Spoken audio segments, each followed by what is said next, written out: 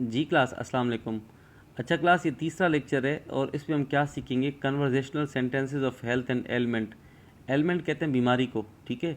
तो आज हम सीखेंगे कि जो बीमारी हमें होती है, मिसाल तौर पर मैदा ख़राब है, पेट ख़राब है, सर में दर्द है, चक्कर आ रहे हैं, टांगों में दर्द है, कमर में दर्द है, या हम इसको कोई प्रॉब्लम हो गई है, कोई बीमारी, तो वो हमें कम से कम इंग्लिश में बता सके हम लोग, या हमारे जो बच्चे होते हैं हम कम से कम उनको बता सकें। ऐसा तो ना हो कि कोई बच्चा आए, आप पूछे अब्बू मुझे कॉन्स्टिपेशन है, और आप सोचे कॉन्स्टिपेशन का मतलब क्या है। तो ऐसा भी नहीं होना चाहिए। तो मैं आपको कुछ सेंटेंसेस सिखाऊंगा, तो वो सेंटेंसेस आपको याद करने पड़ेंगे और फिर उनकी प्रैक्टिस करनी पड़ेगी। तो ये जो सेंटेंसेस आप सीख रहे हैं ये आपकी लैंग्वेज का हिस्सा बन रहे हैं।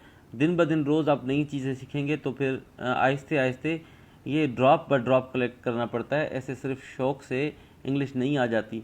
आप आहिस्ते आहिस्ते आपको इकट्ठी करनी पड़ती है छोटी छोटी चीज़ें, फिर वो आहिस्ते आहिस्ते आपकी लैंग्वेज में और नॉलेज में वाज़ेह तब्दीली आ जाती है। ठीक है, आए ये कुछ जुमले सीखते हैं। अच्छा, आप बोलते हैं मेरी तबीयत नासाज है, ये जुमला आप बोलते हैं ना, तो इंग्लिश में इसको बोलते हैं आई एम अ लिटिल इनडिस्पोज्ड। ठीक है, ये आपको याद करना पड़ेगा।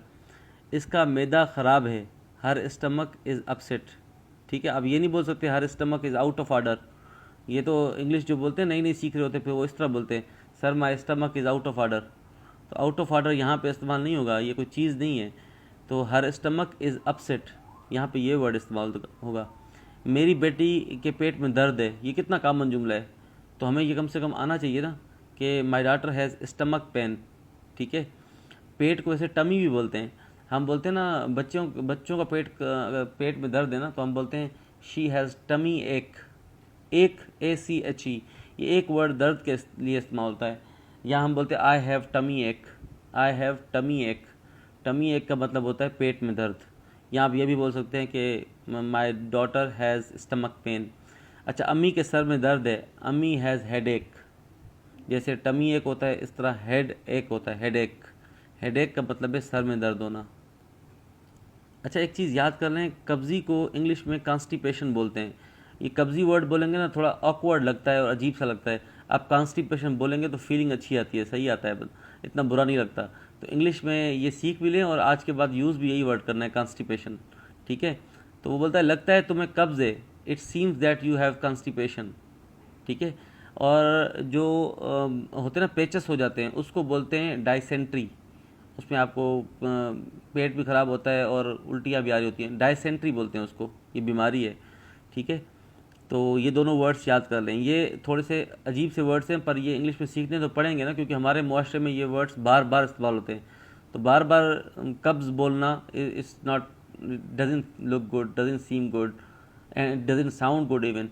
तो हम क्या बोलते हैं, भाई इस बच्चे को कॉन्स्टिपेशन है, डॉक्टर के पास ले जाएंगे, बोलेंगे सर इसको कॉन्स्टिपेशन है। उसे सख्त बुखार चढ़ा हुआ है, he has severe attack of fever. ठीक है, उसके टखने में मोच आ गई है, मोच के लिए वर्ड स्प्रेन है, SPRAIN। ठीक है, उसके टखने में मोच आ गई है, he has sprained his ankle. ठीक है, ये आप याद कर लें। उसने जुलाब लिया है, ही हैज़ टेकन परगेटिव्स। तो ये तो बिल्कुल ठीक जुमला है और आपको याद करना पड़ेगा। अच्छा, मसला ये है कि जो जुमले आप सीख रहे हैं ना, तो जैसे ही आप सीखेंगे तो आप इनको प्रैक्टिस कैसे करेंगे? इनको प्रैक्टिस आप ऐसे करेंगे कि आप इनको बोलना शुरू कर देंगे, दोस्तों को बताएंगे, अपने घर में बच्चों के साथ इस्तेमाल करेंगे, या आप कहीं किसी के साथ बात करें तो इनको बार बार रिपीट करें। ये इस तरह ही आपको इंग्लिश आपकी इंप्रूव होगी जब आप बोलेंगे। ठीक है, ये अच्छा जुमला है, ये हमें अक्सर इस्तेमाल करना पड़ता है। मेरा सर चकरा रहा है, आई एम फीलिंग गिडी।